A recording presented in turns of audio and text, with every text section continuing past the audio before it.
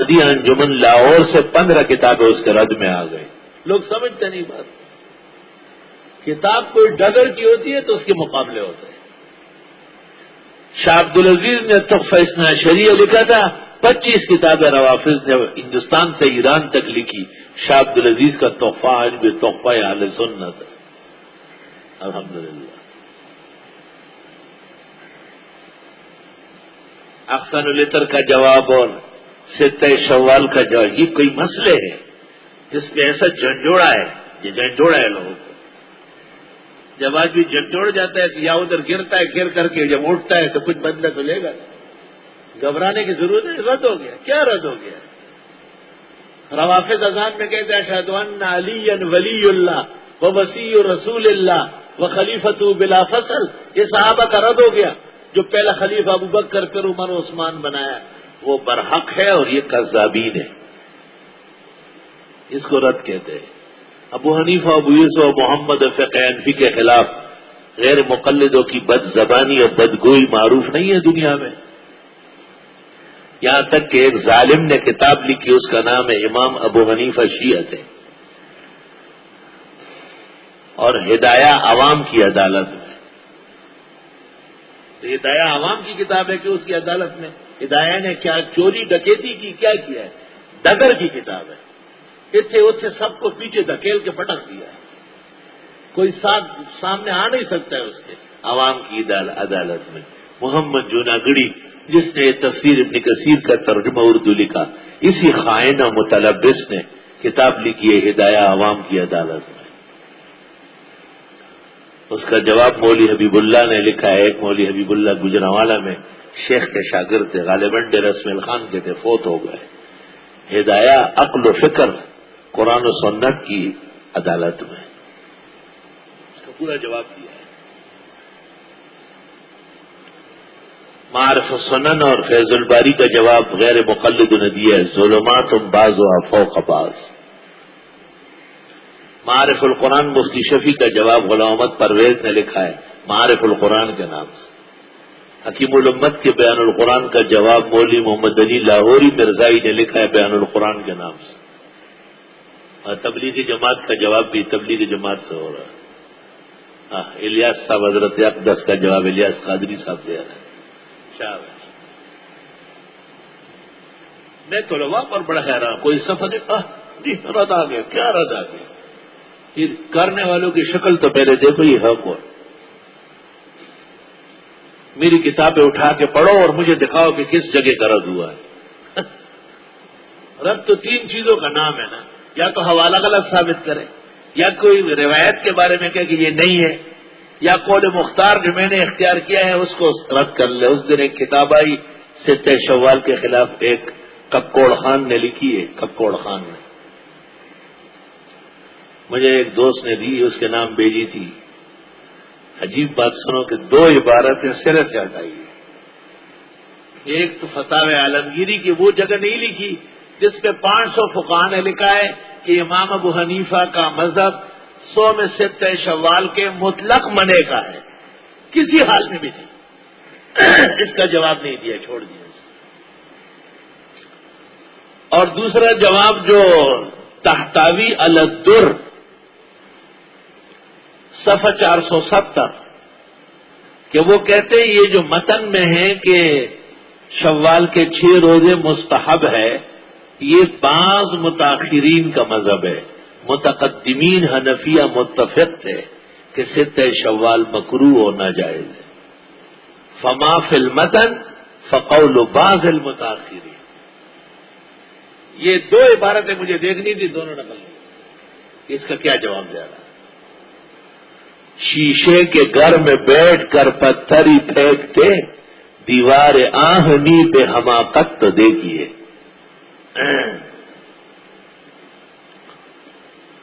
ملتان گیا تھا قاسم العلوم ختم بخاری کے لیے، آج سے 15 سال پہلے یا 10 سال پہلے ایسے ہی ہوگا. وہاں ایک نئے عثمان خان نکلا تھا، وہ پرائی کتابوں کے اردو ترجمے اپنے نام پہ کراتے ہیں. پرائی کتابوں کے جو پپردئی جامس پایوش پہ اور آکارا پٹوڑی رشوے میں نے کہا اپنی کوئی کتاب لکھو. لوگوں کی کتابیں اپنی طرف کھینچ کے سیٹ کے. تو مجھے کہتے ہیں میں نے احسان العطر کا جواب لکھا ہے، اگر آپ کو برا نہ لگے تو ابھی بتا دیتا ہوں، اور اگر برا لگے تو بیچ دوں گا. تو میں نے کہا کہ میں کچھ پوچھ سکتا ہوں. بالکل. میں نے کہا پہلا جواب سوال یہ ہے کہ آپ نے جاگتے ہوئے لکھا ہے یا نیند میں لکھا ہے؟ دوسرا یہ کہ سمجھ کے لکھا ہے یا صرف اوراق کالے کیے؟ اور تیسرا یہ کہ حدیث اجعلوا آخر صلاتکم باللیل وترن، جس کا کوئی معارض قول فعل نہیں ہے، اس کا کیا جواب دیا ہے؟ کہتے اس کا جواب نہیں دیا ہے. میں نے کہا فقہ حنفی کی کسی کتاب میں نہیں ہے، اس کا کیا جواب ہے؟ کہا حلبی کبیر. میں نے کہا حلبی کبیر میں رکعتین قبل المغرب کو بھی سنت کہا ہے، اس کا اعتبار نہیں ہوگا. 2-3 سوالات میں مجھے کہتے ہیں بس تو ٹھیک ہے میں دوبارہ نظر ثانی کرتا ہوں. تو میں نے کہا بس ہوا نکل گئی ٹائر سے.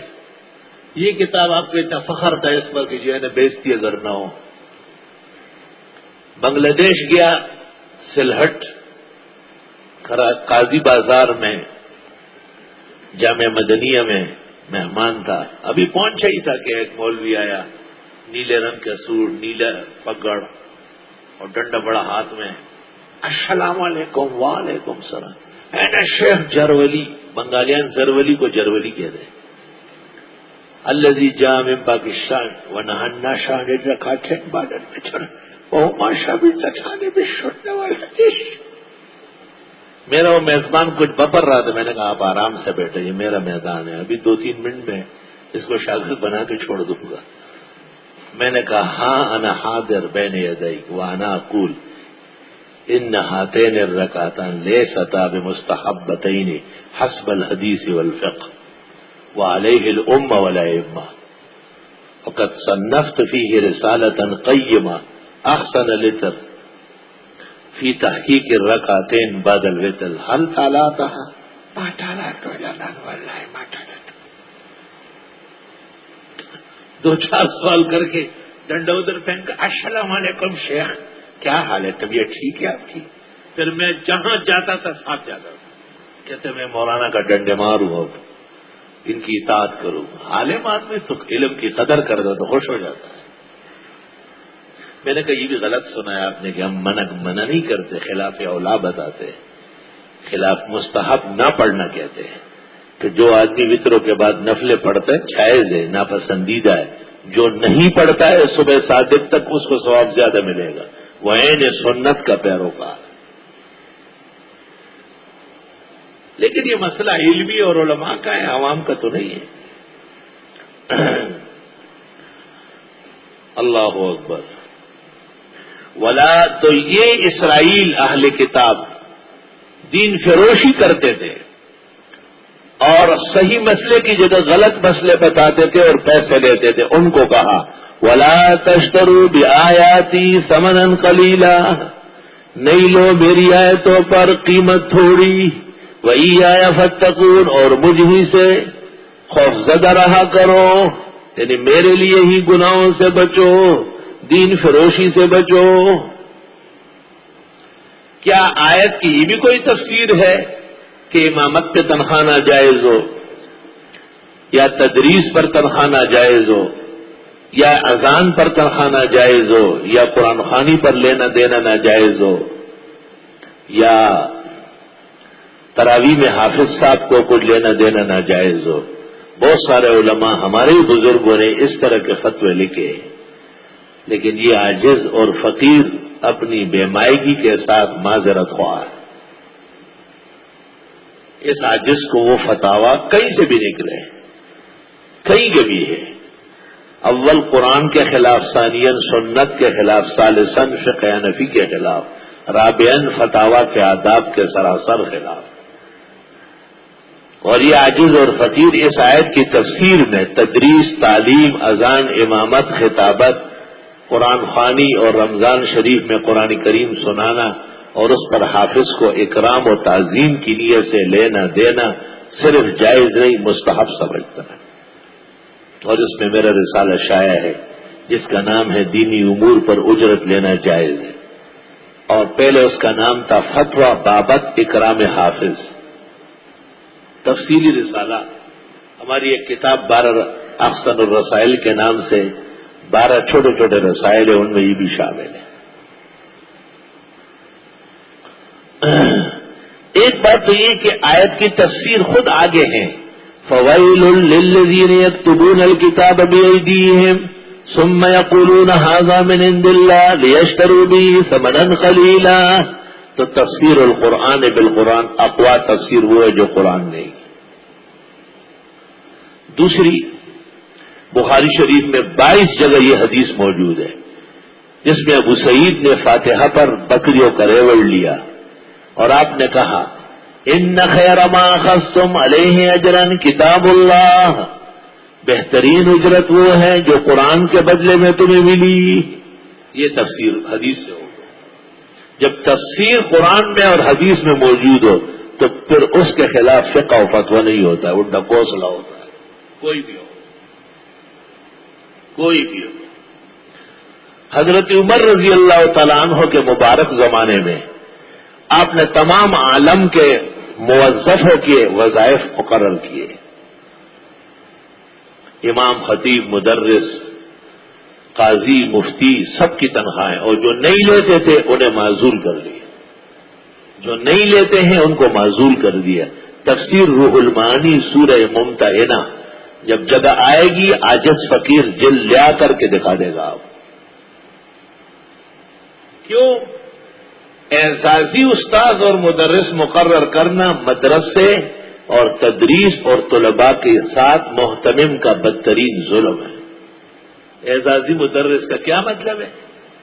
آج اس کی بیوی نہیں چاہتی، آج اس کے بچے کے کان میں درد ہے، آج وہ کہیں استری کی شلوار پہن کے جا رہا ہے، آج اس کے گھر کوئی آ رہا ہے، پڑھاتا کب ہے؟ وہ تو اعزازی ہے، اس سے تو پوچھ نہیں سکتے آپ۔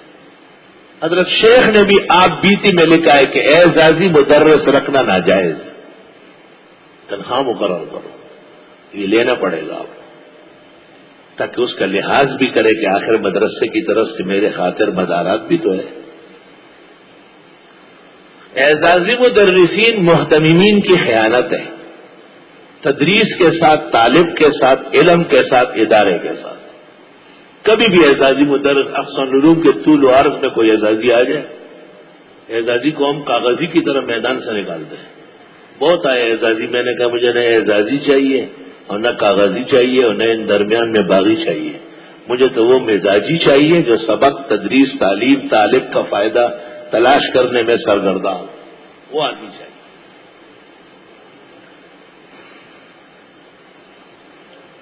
وَلَا تَشْتَرُوا بِآيَاتِي ثَمَنًا قَلِيلًا۔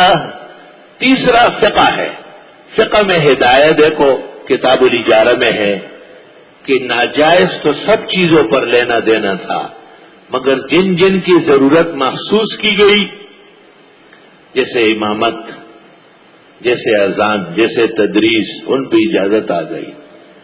تو میں نے اپنے ہدایہ میں لکھا ہے کہ یہ صاحب ہدایہ کی ضرورت کا بیان ہے، دین کی ضرورت، اسلام کی ضرورت، مسلمان کی ضرورت، وہ قرآن خوانی بھی ہے، ایصال ثواب بھی ہے، تمام امور ہے، اور وہ ضروریات ہے۔ جو کہتے ضرورت نہیں ہے وہ معتزلہ کے مذہب پر ہے۔ ہمارے نزدیک قرآن پڑھنے سے زندے کو ثواب ملتا ہے، مردہ بخش ہو جاتا ہے۔ معتزلہ کہتے لیس للانسان الا ما سعى، آپ کے پڑھنے سے مجھے فائدہ نہیں، تو مجھ سے لے کے آ رہا ہو۔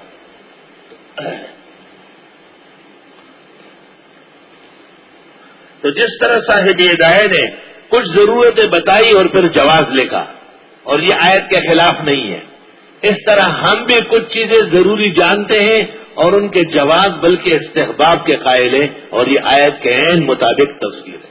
وَلَا تَشْتَرُوا بِآيَاتِي ثَمَنًا قَلِيلًا، وہی آیا فَاتَّقُوا۔ بعض حضرات فرماتے ہیں کہ دنیاوی امور پر لینا دینا جائز ہے، لیکن ایصال ثواب کے لیے جائز نہیں۔ اس کا ایک جواب تو میں نے دے دیا کہ یہ معتزلہ کا مذہب ہے، اور دوسرا جواب میں یہ دیتا ہوں کہ امام العصر المحدث الکبیر والفقیہ علی الاطلاق آیۃ من آیات اللہ، حضرت اقدس مولانا محمد انور شاہ سے ابن فیض الباری میں لکھا ہے کہ میں اس کے ناجائز ہونے کا بھی نہیں کہتا. اور ان کے شاگرد رشید اور ان کے علوم کے امین ہمارے استاد اور شیخ حضرت بنوری نے معارف السنن میں لکھا ہے وَالْعِلَّةُ تَقْتَضِي أَن تَعُمَّ. جواز کی علت تقاضا کرتی ہے کہ بالکل جائے، سب جائے اور سب جائے. والحمدللہ الہ.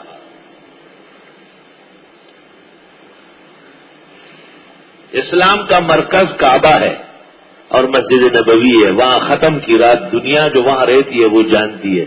بادشاہوں کی طرف سے مرسڈیز، سونے بھرے ہوئے بکسے، ملکوں کی کوٹیاں اور سرائے محل اور بڑے بڑے ڈالر اور پاؤنڈوں پر مشتمل بکسے اماموں کو ختم قرآن کی رات پیش کیے جاتے ہیں اور مسجد میں لا کے ان کا اعلان ہوتا ہے. باقاعدہ انڈونیشیا کے بادشاہ کی طرف سے یہ گفٹ اور مراکش کے بادشاہ کی طرف سے یہ، سوڈان والوں کی طرف سے یہ، مصر کی طرف سے یہ، پھر شہزادے سعودی شہزادے فلاں نے یہ دیا، فلاں نے شہزادیاں، ان کے اعلانات باقاعدہ. وَلَا تَشْتَرُوا بِآيَاتِي ثَمَنًا قَلِيلًا. نہ لینا میری آیتوں پر قیمت تھوڑی بھی. وَإِيَّايَ فَاتَّقُونِ. اور مجھے سے خوفزدہ رہا کرو، لوگوں سے نہ ڈرو. یہ فتوے ہیں. یہ کیا فتوے ہے؟ فتویٰ کتاب و سنت کے خلاف ہوتا ہے کیا؟ اس عاجز کی اس تحریک پر ندوہ سے ایک کتاب نکلی ہے، اس کا نام ہے القاموس فی الفقہ. اس میں طرفین کے دلائل نقل کر کے ترجیح جواز کو دی ہے. والحمدللہ علی ھذا. مجھے کوئی شوق نہیں، الحمدللہ. بھی آپ دیکھیں گے عزیز القدر محمد انور شاہ یہاں سنائیں گے اور ختم سے ایک رات پہلے اعلان ہوگا کہ تمام خاطر مدارات تواضع ہمارے قاری محی الدین صاحب کی جائے گی. وہ حقدار ہے. محمد انور شاہ بس جب قرآن سنائے اور سارا جہان ان کو دعائیں دے، یہ سرمایہ ہے کونین. دنیا کی چیزوں کی کوئی ضرورت نہیں. الحمدللہ اللہ نے دین کی برکت سے سب کچھ دیا ہے.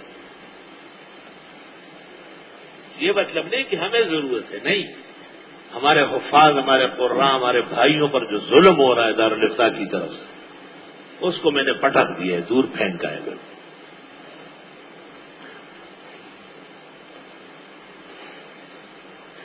مجھ سے ایک بڑے ادارے کے مفتی نے اسی ادارے کے گیٹ پہ پوچھا کہ آپ کب سے مفتی ہے؟ میں نے کہا جب سے تجھ جیسے نااہل دارالفتاح میں بیٹھ کے اکو بکو سندر بکو لکھنے لگے.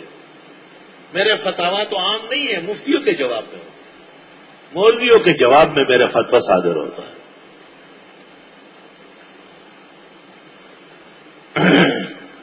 مت لو میری آیتوں پر قیمت تھوڑی. بعض کتابوں میں ہے کہ 40 روپے سے کم نہ لے، 40 روپے ہو تو خیر ہے، کیونکہ بعض روایت میں ہے کہ 40 کثیر. خود شمس الائمہ کا بھی یہ خیال ہے سرخسی کا. اس کا جواب دیا ہے ابن عابدین نے، اور اس کتاب کا نام ہے شفاء العلیل وبل الغلیل. شفاء العلیل وبل الغلیل فی ابطال الوصیت بالختمات والتحالیل. جس مسئلے پر بھی کلام رہتا ہے الحمدللہ موافق و مخالف قدماء کے تمام کتب سامنے رہتی. مقصود مقابلہ نہیں، مقصود دین کی حمایت اور رضا الہی ہے. ورنہ ہم ایک عام طالب علم اور ٹیشو پیپر کے کاغذ سے بھی زیادہ کمزور، نکمے اور بیکار ہے، اس میں کوئی شک ہی نہیں.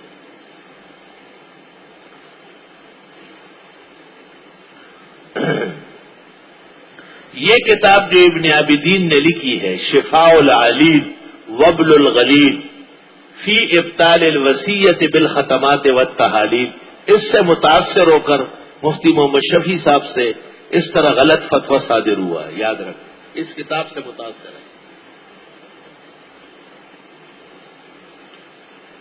اس کتاب کو دیکھنے والے تخصص کے طلباء ہوتے ہیں. یہ رسائل ابن عابدین میں ہے، وہ اچھی طرح نوٹ کر لے کہ یہ معتزلہ کی نگہبانی میں ہے. اس میں اہل سنت کا مذہب کم، معتزلہ کا زیادہ ہے، اور ابن عابدین پر اس قسم کے آثار رہتے ہیں.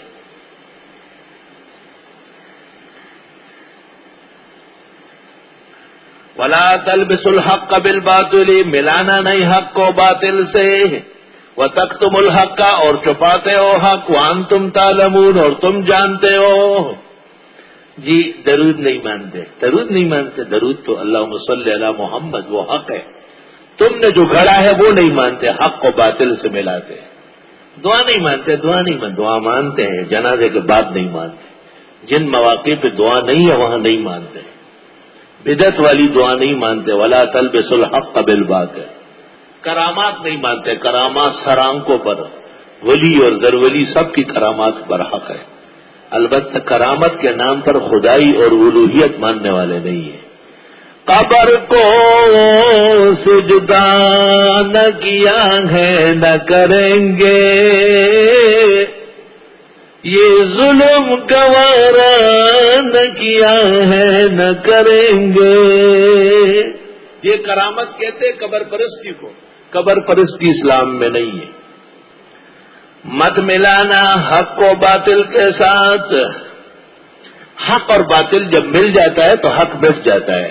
چائے میں جب پیشاب کے قطرے آ جاتے ہیں چائے پینے کی نہیں ہوتی، دودھ میں جب خون کے قطرے ڈلتے ہیں دودھ قابل استعمال نہیں رہتا، ہانڈیا میں جب بلی کا پاخانہ مل جائے تو کھانے کا نہیں سینکیا بن جاتا ہے۔ حق جب باطل کے ساتھ ملایا جاتا ہے تو حق کی توہین ہوتی ہے۔ میں نے کہا کہ حق کے 3 حق ہیں، پہلے اس کو اچھی طرح سمجھنا، پھر اس پر استقامت اختیار کرنا، پھر اس کے دشمنوں کی نفی و مقابلہ کرنا۔ للحق کے ثلاثۃ حق، حق کے 3 حق۔